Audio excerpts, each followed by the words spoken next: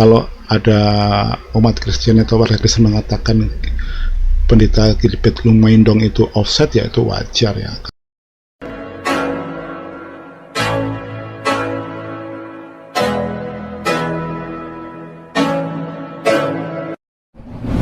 Pendeta GPI GLOW, yaitu pendeta Gilbert Lumindong, beberapa waktu terakhir ini terlihat mesra dengan Gubernur DKI Jakarta, yaitu Anies Baswedan ya.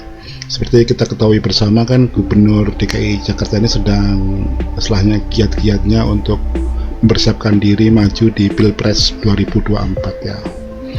Nah, ini ternyata menimbulkan reaksi yang beragam dari beberapa umat Kristiani di Jakarta ya. Jadi ada yang mengatakan bahwa kok gitu ya, Pendeta Gilbert itu justru mendukung Anies dengan terang-terangan gitu ya. Karena di beberapa pernyataannya di media, Pendeta Gilbert itu memberikan dukungan secara nggak langsung ya. Dia mengatakan bahwa Anies lah calon pemimpin yang memimpin bijaksana gitu ya. Nggak tahu alasannya dia mengatakan dia bijaksana itu apa gitu ya. Tapi yang jelas di sini kalau kita perhatikan ya pasti ada arahannya gitu kan. Ada tujuannya lah, nggak mungkin dia mengatakan begitu aja tiba-tiba menyebut Anies atau memberikan predikat Anies untuk memimpin bijaksana. Jadi coba saya akan menguraikan atau membeberkan beberapa pernyataan dari Pendeta Gilbert Lumindong ya. Jadi pada ulang tahun Anies yang ke-53 ya, ini jelas-jelas ya di sini terlihat sekali pernyataan dari Pendeta Gilbert ya, yang dia mengatakan bahwa ini ya, Gilbert dia mendoakan agar Anies menjadi pemimpin Indonesia ya. Pendeta mau berpolitik ya sebenarnya nggak ada masalah ya, tapi harus itu adalah politik gereja gitu lah ya, bukan politik pribadi. Karena kalau kayak Gilbert ini udah melakukan dukungan secara boleh dikatakan resmi ya kayak gini kan ya.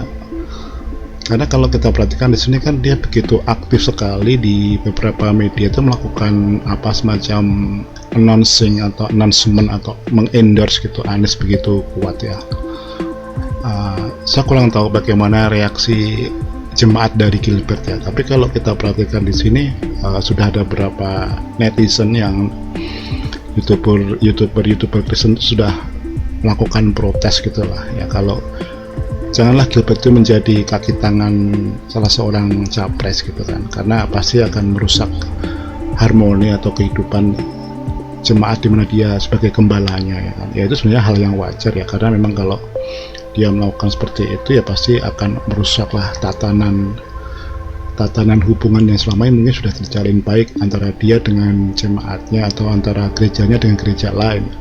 Tapi dengan dia melakukan aksi mendukung kayak gini ini pastinya akan menjadi hal yang kontra negatif ya, kontra prestasi buat dia ya. Karena dengan dia secara jelas-jelas mengatakan seperti ini ya, nah, ini kan ya, terus mengatakan seperti ini nih ya, Anies adalah berkat ya, ini pasti akan direaksi juga oleh jemaat dari Gilbert ya. Ya pastinya kan jemaat dari Gilbert tidak semuanya itu mendukung capres yang didukung oleh Gilbert.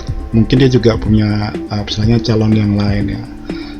Nah, apakah tidak ada sebuah kerisihan gitu dalam kehidupan hubungan antar dia dengan jemaat kalau dia setelahnya jelas-jelas atau secara telanjang mendukung salah satu capres ya? Tapi memang dia punya deal-deal politik atau deal-deal yang lain ya, saya nggak tahu juga ya, karena yang tahu dia hanya Gilbert gitu kan, Pendeta Gilbert yang tahu, bukan saya.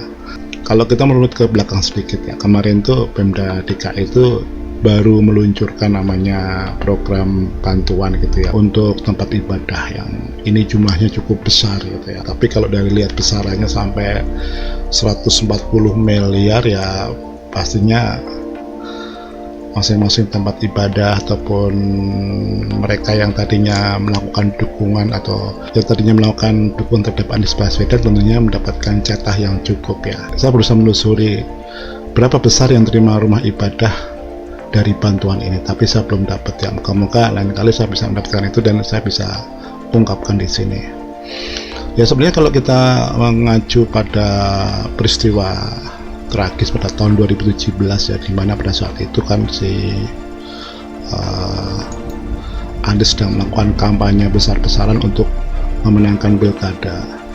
Tentunya kita ingat bagaimana sadisnya narasi-narasi saat itu ya.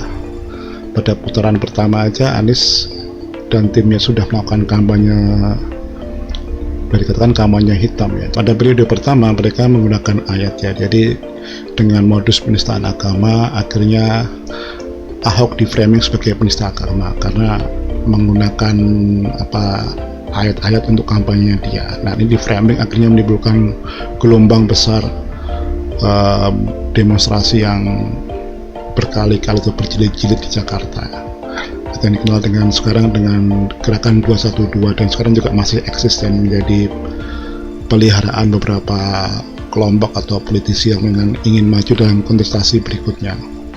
Nah, meskipun Ahok pada putaran pertama itu menang, tapi stigma dia sebagai seorang kafir, penista agama yang dibangun oleh timnya Anies itu sangat luar biasa, hingga sampai hari ini pun stigma itu atau istilahnya framing itu masih berlaku gitu ya.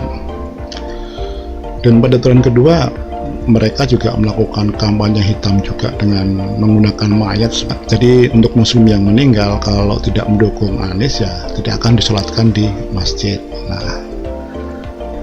Nah narasi-narasi ini, bukti-bukti ini kayaknya sekarang ini sedang di vacuum cleaner gitu ya, sedang dibersihkan oleh tim Anies 2 tahun menjelang pilpres ya. Jadi mereka ini sekarang banyak merangkul tokoh-tokoh agama di luar muslim ya.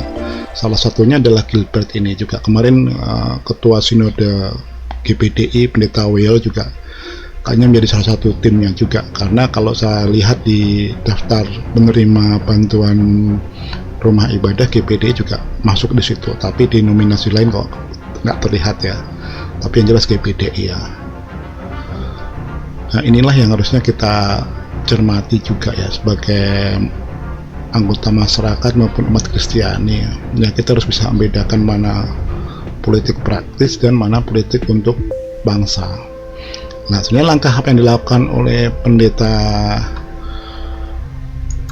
Gilbert ini ya saya pikir hanya politik praktis, nggak tahu mungkin dia hanya berpikir untuk jangka pendek ya. Saya nggak yakin loh dia untuk berpikir jangka panjang, karena apakah dia selama ini menutup diri, menutup mata bahwa di belakangnya Anies ini banyak sekali kelompok-kelompok yang pro khilafah atau kelompok-kelompok yang masih bercita-cita membangun negara Islam di Indonesia. Saya nggak tahu apakah dia tahu atau enggak ya, pastinya dia tahu lah ya. Tapi kenapa dia melakukan seperti itu ya? Kalau ada umat Kristen atau warga Kristen mengatakan pendeta Gilbert Lumaindong itu offset ya itu wajar ya, karena memang istilahnya manuver-manuver politiknya untuk mendukung itu kelihatan kentara sekali dan sulit untuk ditutupin. Yang sangat disayangkan yaitu tadi ya, mau dikemanakan jemaatnya kalau pendetanya sudah melakukan seperti ini gitu ya.